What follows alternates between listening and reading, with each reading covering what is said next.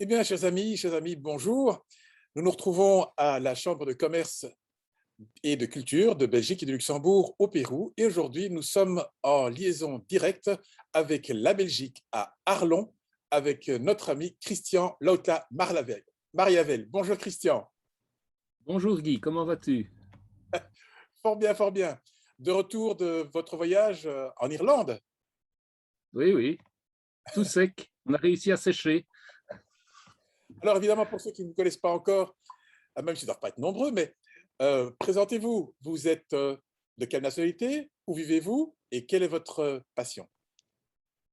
Je suis wallon, belge, du sud de la Belgique, donc loin de la mer. Et je me suis intéressé un peu par hasard, il y a un peu plus de 15 ans, au fou.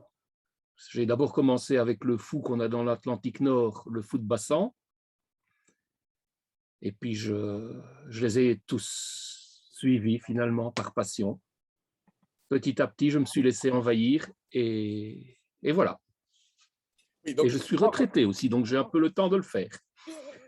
donc, quand on parle de fou, on ne parle pas de psychiatrie cette fois-ci, on parle bien de zoologie, on parle de recherche d'oiseaux, d'observation. Et cette passion se fait à travers les ouvrages, se fait à travers la vision en direct. Comment ça se passe? Ben, je vais reprendre depuis le début. Ça s'est un peu fait par hasard, parce qu'on devait faire une excursion, et cette excursion était annulée. Et j'ai regardé un peu ce qu'il y avait comme affiche pour d'autres excursions, et puis il y en a une qui m'a attiré avec plein d'oiseaux sur l'affiche. Et finalement, on s'est décidé à aller voir cette chose assez étrange, une colonie de fous de bassin. Et après cette première expérience qui a duré un bon quart d'heure, j'en ai pas eu assez. Et j'ai continué, j'ai continué, j'ai continué, et je continue. Et en fait, ceci, ça vous amène à voyager à travers le monde. D'ailleurs, vous êtes venu nous voir aussi ici au Pérou avec cette idée bien précise en tête, non pas d'aller au Pérou pour aller voir le Machu Picchu, non pas pour aller voir des villes comme Cusco ou des grands sites archéologiques, mais dans l'idée précise d'aller visiter, d'aller voir des fous de bassin, enfin des fous variés, sous la Variegata, qui se distinguent tout à fait du fou de bassin. Tout à fait. Le fou de bassin fait partie du genre Morus, qui contient 3 espèces qui sont de part et d'autre des tropiques. Donc, il y a le fou de bassin dans le nord, et au sud, il y a le fou du Cap et le fou austral. Et les 7 autres espèces de fous sont des fous subtropicaux. Donc, ça m'a obligé à bouger beaucoup pour pouvoir approfondir le sujet. Donc ça Et fait c'est vrai qu'un des... combien de familles de fous dans l'ensemble? Ben, il y a 10 espèces pour le moment, parce que ça change toujours. Là, je viens d'acquérir un nouveau bouquin sur les oiseaux de mer. Et il dissocie de nouveau le fou masqué. Disons, au départ, il y avait une espèce de fou masqué avec plusieurs sous-espèces. Au début des années 2000, le fou de Grant a été extrait des fous masqués. Et maintenant, il parle d'extraire de nouveau le fou de Tasman des fous masqués pour en faire une espèce.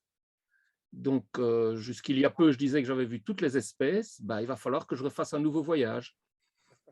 Et donc, si on voit notre globe, quels sont les continents sur lesquels vous avez été chassés, mais les chasseurs d'images, ces fous? Il n'y a que l'Asie où je n'ai pas été. Ah oui, donc on parle C'est le seul d'Australie, on continent que je n'ai parle... pas fait. Et il y a des fous. Au Japon, il y a des fous. Aux Philippines, il y a des fous. Mais c'est le seul continent que je n'ai pas fait. On n'est pas obligé de faire tous les continents pour voir toutes les espèces. Non, mais C'est quand même, ça fait quand ça fait même, des kilomètres en moins quand même. ça fait quand même pas mal de voyages, hein, puisque ça fait quoi, l'Australie, l'Afrique, l'Europe, L'Amérique du Sud, oui. l'Amérique du Sud. Oui, puisque bon, là, nous en sommes témoins directs, puisque nous avons eu cette grande opportunité de vous accompagner dans votre quête sulla variegata, de fous variés. Et qu'est-ce qui Fou vous a varié. attiré particulièrement dans cet oiseau, enfin, ou de cette sorte d'oiseau? Il y a deux choses qui m'ont attiré. La première, la plus évidente, c'est sa technique de pêche que tout le monde connaît à peu près, parce qu'elle est vraiment impressionnante. On va Quand la on voit résumer pour, pêcher un fou, on se pose des questions, mais comment fait-il? Et puis c'est la vie en colonie aussi qui m'a complètement fasciné, parce qu'ils entretiennent des relations très tendres avec leurs partenaires, avec le plus souvent leur jeune unique, et ils sont très agressifs avec les voisins, parce que sur un petit caillou au milieu de l'eau, il n'y a pas beaucoup de place, donc il faut se garantir ces quelques centimètres carrés nécessaires à l'installation du nid. Et toutes ces relations m'ont passionné. Voilà. donc, Et je n'en sais jamais assez. donc, il faut préciser que c'est un peu cette technique de pêche. C'est un oiseau qui vole, qui monte dans les airs, et puis qui repère dans l'eau ses proies potentielles, puis il virevolte et il plonge directement pour l'attraper, il plonge de très haut pour attraper ce poisson. Et ce terme de fou, certains prétendent que ça a généré une sorte de légende qui faisait que, comme on ne le voyait pas toujours ressortir avec le poisson dans le bec, certains ont prétendu que ça avait un peu altéré, tous ces chocs en arrivant de très haut avaient altéré un petit peu son jugement et ses facultés, et faisait qu'il était devenu au propre comme au figuré fou. C'est une des histoires qui circulent, oui. Et puis il y en a d'autres. Il y en a d'autres qui circulent aussi. On ne sait pas exactement laquelle est la vraie, mais elles ont toutes leur raison d'être. Donc celle que vous venez d'expliquer aurait été racontée par les marins bretons et écossais. Mais il faut savoir qu'en anglais, on a deux noms. On a les gannettes pour les trois fous non subtropicaux, qui veut dire aussi un peu idiot, et les boobies pour les fous subtropicaux. Donc le fou péruvien, c'est le Peruvian booby, parce que même Buffon en parlait de cette manière. Le fou ne va pas défendre son jeune, ne va pas se défendre, il va s'en aller, il va tout abandonner. Et comme il va avoir une vingtaine d'autres jeunes poussins sur sa vie, ce n'est pas un problème dans la stratégie de l'espèce.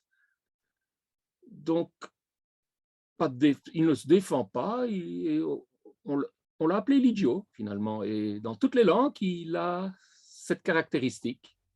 Et si on vous lit, et si on lit d'autres ouvrages aussi, certains prétendent que ce n'est pas parce qu'on voit l'oiseau ressortir sans qu'un poisson soit apparent qu'il ne l'a pas déjà dans le Oui, bec et éventuellement ingéré. oui. Anciennement, le fou était classé dans le même groupe que les pélicans. Donc, il avait cette poche assez, mais qui n'est pas aussi visible que celle du pélican. Et le fou ingère le poisson en remontant de dessous son banc et le place dans cette poche. Et arrivé en surface, il éjecte l'eau et puis il peut recommencer à plonger s'il n'a pas sa dose. Donc, il est vrai que les pêcheurs qui observaient sa pêche et qui s'en servaient pour repérer où étaient les bancs de poissons ne comprenaient pas au début, ne comprenaient pas, puisqu'ils n'avaient pas l'air d'être pénalisés, ils n'avaient pas l'air d'avoir absorbé quelque chose, et ils recommençaient. Donc voilà, toutes ces choses ont fait qu'il est fou celui-là, et puis voilà. Et en fait, On en c'est est grâce venu à l'appeler comme ça. qu'on se rend compte qu'avec une étude un petit peu plus poussée, on se rend compte que il n'est pas peut-être aussi fou que ça, puisqu'en définitive, ils ont ramené déjà quelque chose qui n'est pas obligatoirement visible par les autres et qui, dans certains cas, pourrait même les préserver d'attaques d'autres prédateurs ou de voleurs qui tenteraient de leur prendre ce qu'ils viennent de pêcher, comme ça arrive avec d'autres espèces, très souvent. Tout à fait. Mais bon, il y a tout s'observe et il y a quand même des oiseaux qui viennent les harceler pour essayer de les faire régurgiter, comme les pirates des mers, les différentes frégates, n'ont pas peur d'aller jusqu'à tirer des plumes des fous, quand ils les rattrapent en vol, ils leur tirent les plumes pour essayer de les faire régurgiter. Oui, ça, il y a quand même, c'est une bonne stratégie, mais rien n'est parfait puisque tout le monde s'adapte et on peut quand même essayer en étant un peu plus fainéant, un peu plus roublard, un peu plus pirate comme la frégate, exploiter la pêche du fou. Et ces fous vivent-ils seulement en couple très éloignés ou est-ce que c'est un oiseau plutôt grégaire? Très grégaire, surtout pour celui de l'Atlantique Nord et ceux de l'océan Indien au sud, de l'Atlantique Sud et du Pacifique. Ceux-là vivent en colonies très très proches. On dit qu'ils se placent à distance de bec pour ne pas être blessés par le voisin. Ah oui. C'est un quand on parle peu de ce qui colonie, sert d'étalon, c'est le bec. Ah oui, à distance de bec, pour ne pas avoir des prises de bec, À peut-être. distance de bec, voilà. Mais quand on parle de colonies, ces colonies sont importantes. C'est quelques individus, quelques couples, quelques dizaines, quelques centaines, plus?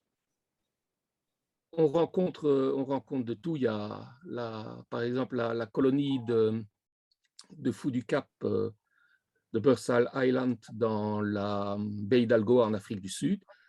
En pleine saison, ils sont 180 000 couples. Ah oui. Donc, Ah oui, s'ils se disputent, ça fait du bruit. Et alors, par contre, par exemple, il y a une nouvelle colonie qui a seulement 5-6 ans sur la Méditerranée, du côté de Marseille. Ils sont 4 ou 5 couples seulement pour le moment. Mais rien ne dit qu'elle va se maintenir, rien ne dit qu'elle ne va pas grossir, puisque pour le moment, on observe quand même de grosses fluctuations dans les colonies parce que avec le réchauffement climatique, les poissons se déplaçant en fonction de la teneur de sel, les prédateurs se déplaçant en fonction de leur proie, il y a des gros mouvements qui se font. Et en Europe, on observe pour le moment plusieurs nouvelles colonies au niveau de la Norvège qui n'existaient pas avant. Donc, ça varie, ça bouge en fonction des conditions de pêche. Ah Parce oui. qu'évidemment, c'est la nourriture qui régule les prédateurs. Les prédateurs sont obligés de suivre leur nourriture. Et si le fou ne rentre pas à temps pour nourrir son jeune, ben son jeune risque d'avoir de gros problèmes. Mais Donc, justement, voilà, quand vous parlez c'est des un peu jeunes, quand vous parlez des jeunes, on parle de ponte et si ma mémoire n'est pas mauvaise, trop mauvaise, dans votre ouvrage, vous dites qu'en matière de ponte, les femelles pondent de 1 à 4 œufs. C'est bien cela? Suivant les espèces, oui. Suivant les espèces, oui. Les fous du genre Morus ne pondent qu'un œuf. D'accord. Et ils vont élever ce poussin, cet unique poussin qui va à un moment, quand il sera mature, il va quitter la colonie. Mais entre-temps, le poussin de fou naît nu, donc il n'est pas thermorégulé, il ne s'autorégule pas. Et c'est les parents qui doivent réguler sa température et il est totalement dépendant pour sa nourriture, pas comme un jeune canard qui commence à se nourrir tout seul quasiment 5 minutes après sa naissance. Le fou, lui, il a besoin d'une saison complète avant de pouvoir quitter le nid, apprendre à pêcher tout seul. Et ces zones de pêche bougent aussi. Par contre, le fou masqué, qui est un autre cas remarquable, lui pond généralement 2 œufs. Et les jeunes naissent à quelques jours d'intervalle. Et généralement, si le premier né, l'aîné, est en forme, il va chasser le cadet du nid sous les yeux des parents, totalement indifférents. Et seul l'aîné sera amené à maturité. C'est une autre stratégie qui a été établie par cette espèce parce qu'elle n'est capable de ne nourrir qu'un seul des 2 jeunes. Et si le premier est déficient, c'est le second qui sera amené à maturité. Et ça leur permet d'avoir un taux de de départ du nid très élevé par rapport aux autres fous. Donc, il y a une Ou alors il y a le sorte fou de sélection naturelle par la varié. force et la résistance du nouveau-né. Mais, et ça se passe avec quelle fréquence? Donc, il y a un œuf, mais est-ce qu'il y a une ponte chaque année? Ça prend combien de mois? Est-ce que c'est une fois une ponte sur la vie? Quelle est la fréquence des naissances? Par exemple, Oui. le fou de bassan, lui, pond généralement en mai, et les jeunes commencent à quitter le nid début septembre. Puis il y a des plus tardifs qui sont pondus un peu après, et eux, disons que le 15 octobre, tous les jeunes ont pris leur envol. Et sont autonomes. Une fois qu'ils ont quitté le nid, les parents ne s'en occupent plus. Il y a par exemple aussi le fou d'abote, là c'est un peu différent. Là, ils ont un cycle de reproduction qui s'étale sur 2 ans, parce que les parents continuent à subvenir aux besoins de l'enfant plus de 6 mois après son envol. Donc on rencontre un peu toutes les stratégies chez les fous, et bon, toutes sont valables puisqu'ils sont toujours là, mais D'accord. Et c'est donc, plaisant à détecter. dans ce contexte-là, ça fait une naissance tous les ans, tous les 2 ans, plus que ça? On a une Mais idée? pour le fou de bassin, c'est tous les ans pendant une vingtaine d'années. Ils commencent à se reproduire vers l'âge de 5 ans, et comme ils atteignent 23-25 ans, ben ça fait une vingtaine d'années où ils vont se reproduire. D'accord, d'accord.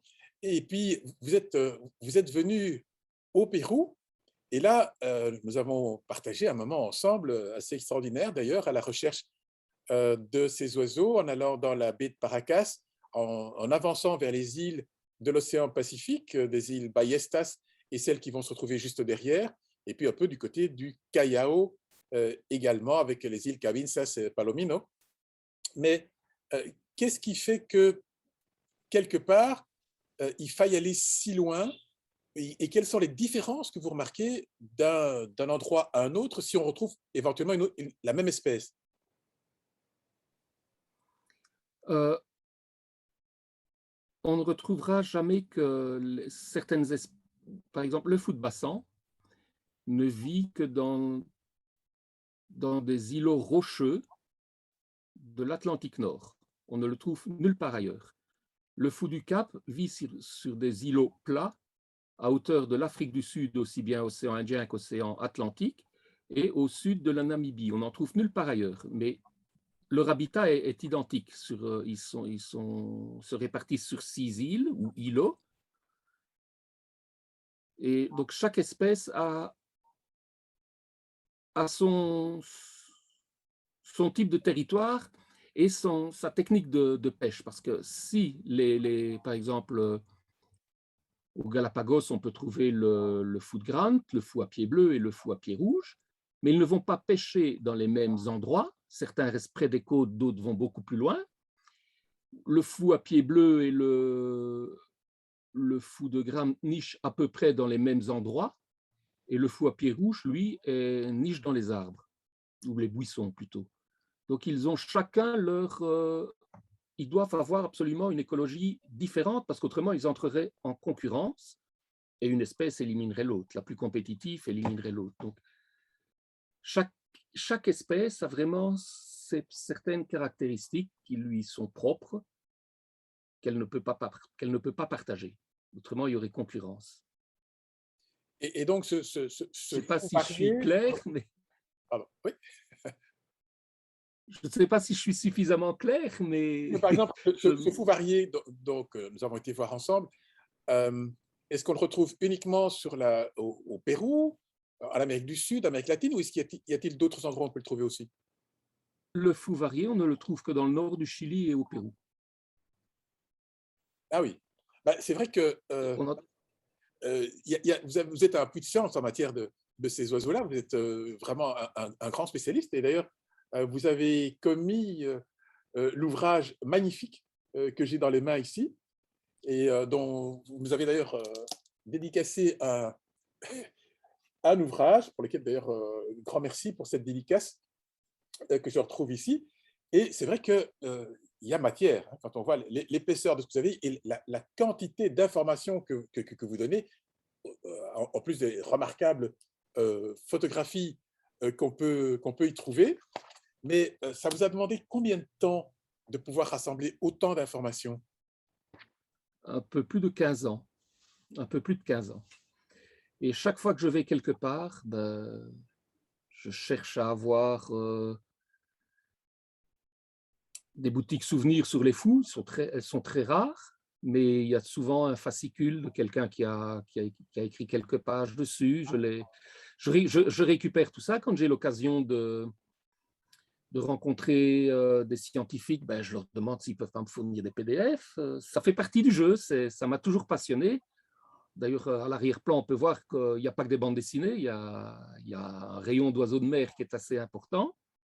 Mais ce que j'ai sur mon disque dur, des PDF fournis par différents scientifiques, et ça me passionne, j'aime bien, je passe mon temps à le lire.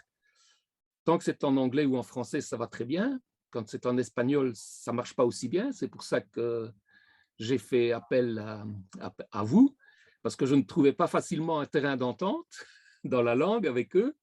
Donc voilà, et vous m'avez bien aidé. Mais on a également pu rencontrer des personnes du CERNAM qui m'ont fourni quelques documents aussi. Donc vous avez pu voir comment je fonctionne. Je ne lâche pas, je veux avoir des informations. C'est vrai que, comme peut-être un certain nombre de passions, c'est une passion pour ceux qui seraient intéressés, qui tout d'un coup se diraient: «Ah, tiens, mais moi aussi, je veux me lancer dans ce genre de choses». C'est une passion qui est quand même relativement onéreuse, puisque justement, il y a c'est très long, ces voyages parfois lointains, parfois proches, mais parfois très lointains. Et puis, il faut aussi être équipé. Et vous êtes pas mal équipé. Il ne suffit pas d'avoir un Instamatic ou un petit appareil de poche pour pouvoir photographier et immortaliser des superbes vues comme celles que vous avez dans votre livre. Oui, c'est vrai qu'il faut un minimum de matériel, mais tout vient petit à petit. J'ai commencé à faire de la photo que j'étais grand adolescent, je vais dire.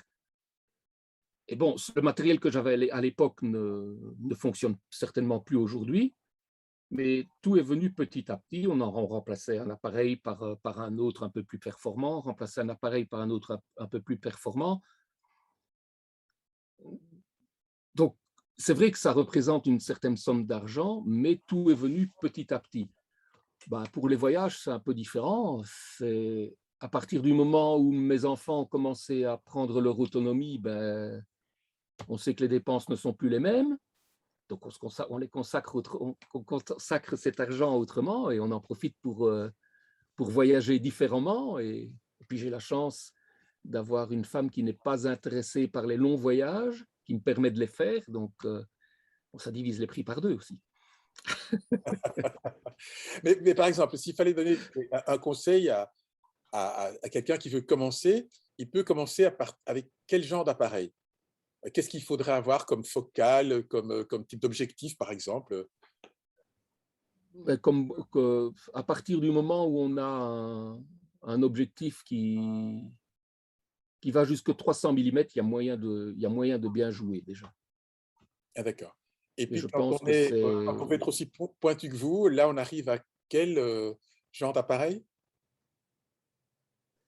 le type d'appareil importe moins. Que ça peut être un bridge, comme on dit, avec des super zooms, ou un réflexe d'entrée de gamme, ou un appareil sans miroir d'entrée de gamme, jusqu'au matériel professionnel, si on veut vraiment se concentrer sur le vol ou sur le plongeon. Si on veut vraiment se concentrer là-dessus, il faut en plus de se former petit à petit et d'apprendre à, à deviner ce que le fou va faire pour anticiper ses mouvements, il faut quand même que l'appareil puisse répondre instantanément. Parce que Et puis il y a une quelque technique part, qui s'acquiert petit à petit.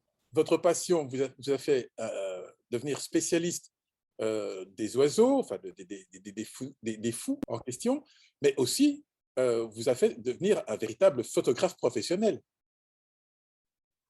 Oh, je n'irai pas jusque-là parce que ça reste un hobby pour moi. Je ne me considère je ne le suis pas comme photographe professionnel.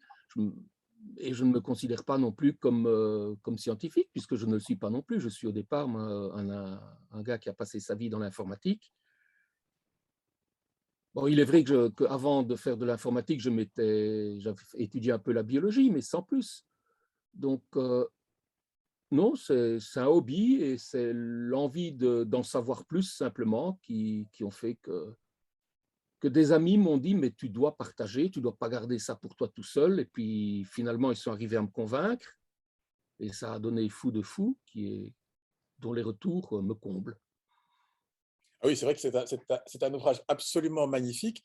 D'ailleurs, nous l'avons vu aussi avec notre grand ami des livres, des éditeurs, des auteurs, qui est Monsieur Willy Lefebvre, et qui a aussi, qui ne tarissait pas d'éloges au sujet de votre ouvrage. Et c'est vrai que les photographies sont absolument magnifiques. Et je me dis que pratiquement, quand la passion est là, elle va au-delà du simple professionnalisme, non? Oui, non, ce n'est pas la même chose parce que le professionnel, il a déjà une obligation de résultat que Mhm. moi, je n'ai pas. J'ai une obligation de trouver le temps et les moyens d'y aller, c'est tout, ça s'arrête là. Après, je joue, que je perde une journée à ne rien faire, ça n'a pas d'importance. Moi, je ne suis pas là. Je ne me suis jamais déplacé quelque part dans l'optique d'avoir un résultat.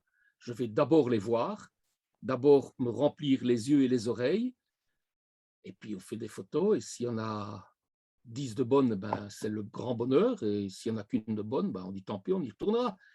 Je n'ai pas, comme je l'ai dit au début, je n'ai pas d'obligation de résultat. C'est les 15 ans qui ont fait que j'avais suffisamment de photos, que j'avais suffisamment de documentation à la maison, qui m'ont permis de franchir le pas et d'écouter mes connaissances qui me poussaient à partager. Voilà. Et si il y a une belle bibliothèque derrière vous, est-ce que s'il fallait essayer de dénombrer un peu le nombre, je vais dire simplement de bouquins, je ne vais pas parler d'articles et de feuillets, d'éléments comme ça, mais d'ouvrages sur les éléments de votre passion, vous en avez à peu près combien, vous savez? Non, je ne sais pas. C'est des mètres de rayonnage, je ne sais pas. Il y en a. Quand on aime, on ne compte pas. Mais il y a pas que sur les oiseaux. Hein. Il y a des bandes dessinées aussi. Ah, Il y a d'accord. une autre passion, mais sur les oiseaux et sur la photographie animalière, oui, j'ai quand même quelques mètres. Les oiseaux de mer, des livres que j'ai en français ou en anglais, parfois dans les deux langues, parce que le texte est quand même plus facile à lire en français. Et comme leur version anglaise sort plus tôt, ben on les a parfois dans les deux langues. Mais non, il n'y a rien à faire à partir du moment où on se passionne, qu'on veut en savoir un peu plus, il faut avancer. C'est pas en partant une semaine en vacances au bord d'une colonie qu'on va avoir certaines connaissances qui vont arriver. On va apprendre à voir comment ils interagissent, comment ils volent, comment ils annoncent à leurs conjoints qu'ils vont s'envoler, comment ils s'occupent de leurs jeunes, comment ils entretiennent leurs relations. Tout ça, aucune photo ne va le rendre. Il faut être à côté, il faut les regarder, faut les écouter. Non. Mais il faut le livre aussi pour que le vrai scientifique m'amène les informations. D'accord. En fait, Parce vous qu'il êtes reste aussi quand même quelque une part marge. un peu partisan de ce qu'on pourrait dire que s'il faut commencer par rêver sa vie, ensuite, il faut vivre ses rêves. Oui, pourquoi pas. Il faut vivre ses rêves. Il faut faire quelque chose avec sa vie. Et puis, bon, cet éclectisme que vous abordez en disant, bon, ben, je m'intéresse effectivement aux oiseaux, je m'intéresse aux fous, mais j'ai aussi dans ma bibliothèque des éléments d'observation d'autres oiseaux, peut-être, d'autres animaux. J'aime aussi la bande dessinée. Et tout ça, comment est-ce que se génère, s'ordonne cet univers de Christian Mariavel? Le coup de cœur. Alors, Le coup de cœur. si on veut voir dans les coups de cœur, par exemple, en matière de bande dessinée, quels sont vos coups de cœur? Vers quoi se dirige votre intérêt en matière de bande dessinée? Oh,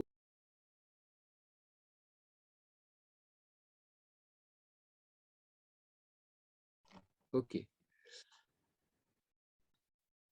Voilà. Alors, donc, on a Donc, éclectisme en matière de bande dessinée. Vous vous dirigez vers quoi exactement? ben, aujourd'hui, je reste fidèle à des auteurs qui m'accompagnent depuis des années, comme Cosé ou Franck P.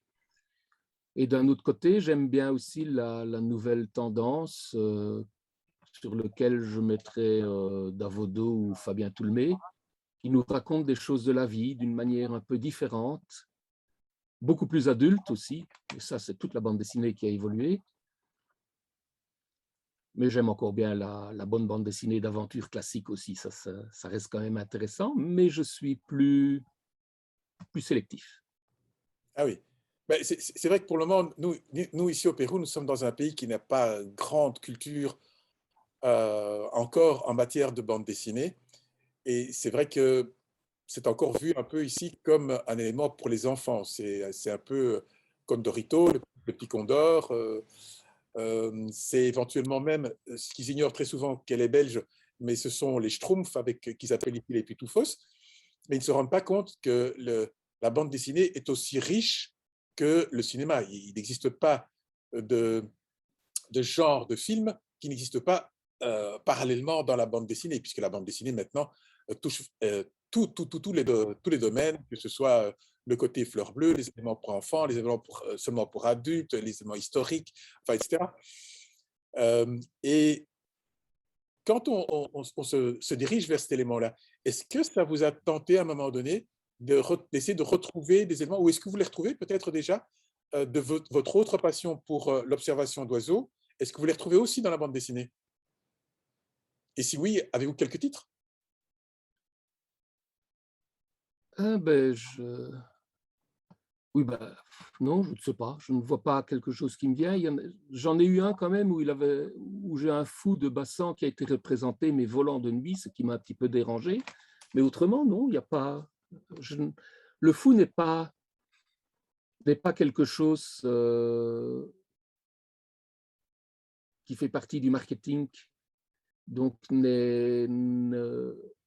si vous allez dans une boutique au bord d'un port où il y a des îles aux oiseaux et tout, et qu'il y a une très grosse colonie de fous, c'est pas pour ça que vous allez trouver une tasse avec un fou représenté dessus, ou des tas d'objets, comme si vous allez au bord d'une île où il y a des macareux, et vous allez avoir un demi-magasin avec des macareux en pluche, en tout ce qu'on veut. Pour le fou, y a rien. Il n'y a rien. Tant mieux, parce que je dépenserai encore plus d'argent. Mais c'est vrai que dans le côté romancé, dans le passé, nous avons eu, euh, en matière de cinéma, nous avons eu des films comme Jonathan the Seagull, euh, Jonathan le Goéland, et puis on a eu des films documentaires comme sur les Manchots, l'Empereur, qui étaient assez remarquables.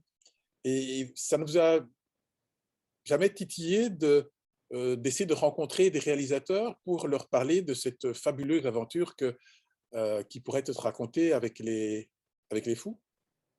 Non, non, jamais. Ça ne m'est jamais venu à l'idée. Et je ne pense pas que je le ferai, parce que je ne pense pas avoir quoi que ce soit à faire avec eux, parce que je connais mes limites. Non, je ne pense pas. Ce n'est pas quelque chose à laquelle j'ai pensé, et je ne pense pas que j'y penserai un jour. J'ai déjà dû me faire convaincre d'accepter de faire un livre, et c'est déjà pas mal. Maintenant, faut un peu en profiter, il faut essayer de tout écouler, et essayer de rencontrer des gens autour de ça, ça me suffit. Je ne pense pas que je puisse prétendre à autre chose. Quand on voit la qualité de l'ouvrage que vous avez fait, c'est absolument remarquable. C'est un ouvrage Ah, fabuleux. Enfin, merci pour moi, beaucoup. c'est un ouvrage absolument fabuleux. Et peut-être, oui, qu'un jour, quelqu'un pensera à faire un film du genre Vol au-dessus d'un nid de fous. Peut-être, peut-être. Pour le moment, pour voir des fous, ben, je me contente de films ben, ou de séquences dans une émission que vous connaissez peut-être, Le Jardin extraordinaire, qui sont venus filmer le fou varié au Pérou aussi, ou ce qui est plus fréquent, c'est la migration des sardines en Afrique du Sud, où là, ben, je vais dire tous les 3 ou 4 ans, on voit une séquence là-dessus, parce que ça réunit les dauphins, les baleines, les requins, les fous, les phoques, tout autour de cette pauvre boule de sardine qui se fait détruire à grande vitesse et qui essaye de faire sa migration. Enfin, Ah oui, ben, je vois que mais ça s'arrête là. vous avez vous portez déjà un remarquable t-shirt, sweatshirt, en tout cas, où l'on Ah, je l'ai fait voit. exprès, hein. Oui, là, voilà, ramené d'Afrique du Sud. Ah voilà, un t-shirt pour bien voyager, lui aussi, d'un grand coup d'aile d'Afrique du Sud jusqu'en Belgique. Et puis, est-ce que vous pensez aussi, peut-être à un moment donné, utiliser une partie de vos remarquables, superbes photographies pour justement les proposer, pour faire figurer là où ça manque un petit peu, sur des tasses, sur d'autres supports? Non, non, du tout, j'y pense pas du tout. Je vais déjà essayer de participer à quelques expositions, mais je dois dire que j'ai mal choisi mon moment, puisqu'avec toutes les annulations Covid, toutes les expositions ont sauté pendant un certain temps. Et maintenant, ben, il y a 2 ou 3 fois plus de photographes qui postulent pour le même nombre de places, et on n'est même pas sûr que ça va reprendre normalement. Donc, la première chose à faire, c'est d'essayer de participer à des expositions, de rencontrer des gens et de discuter. J'en ai une fin du mois qui arrive, ben, on espère qu'elle ne sera pas annulée, et je l'attends impatiemment, parce que, comme je l'ai déjà dit, j'ai des retours qui me comblent, et finalement, c'est peut-être ça qui a été cherché au début, j'en sais rien. Mais quand je vois le plaisir que je peux donner à certaines personnes qui Ah, mais viennent à c'est vrai que l'exposition et puis qui peuvent repartir avec un livre, moi, ça me comble, donc je ne cherche pas à faire plus. bah, c'est vrai que tout le monde n'a pas la possibilité, le loisir, la capacité de faire tous ces voyages pour retrouver les oiseaux que vous avez vus, de voir ces superbes images que vous avez à capter, et qu'ils peuvent le faire quelque part sur vos traces, simplement en tournant les pages de votre livre.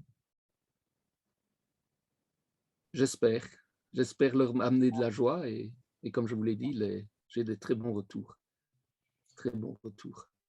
Et donc, maintenant, quels sont vos prochains projets?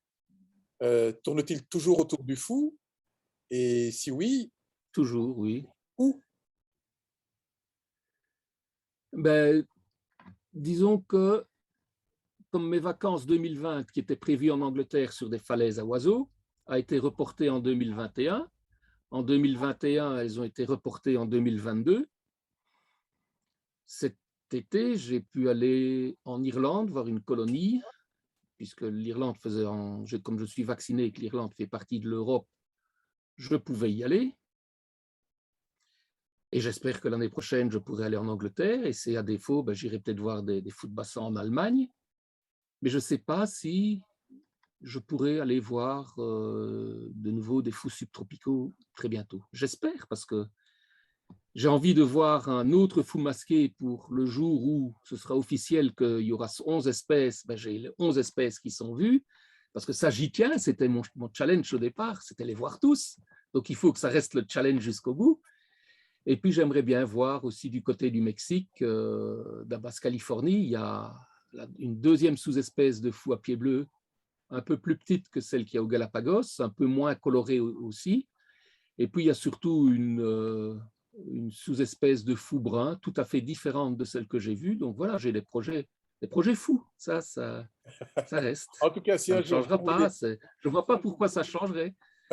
en tout cas, si un jour vous voulez revenir au Pérou, même cette année, vous savez que le Pérou a rouvert ses frontières. Et oui, évidemment, il faut toujours avoir le test PCR, mais il n'y a plus de quarantaine, il n'y a plus ce genre d'éléments-là. Il faut de temps en temps porter un masque. Les fous masqués, vous connaissez. Donc, on peut se relancer pour voir des fous, d'autres oiseaux, et en tous les cas, peut-être continuer cette superbe aventure que nous pouvons partager avec vous, avec un Belge de plus extraordinaire, que l'on retrouve à la fois en Belgique et de temps en temps aux quatre coins du monde. Merci, ailleurs. Christian, de cette rencontre et de votre disponibilité.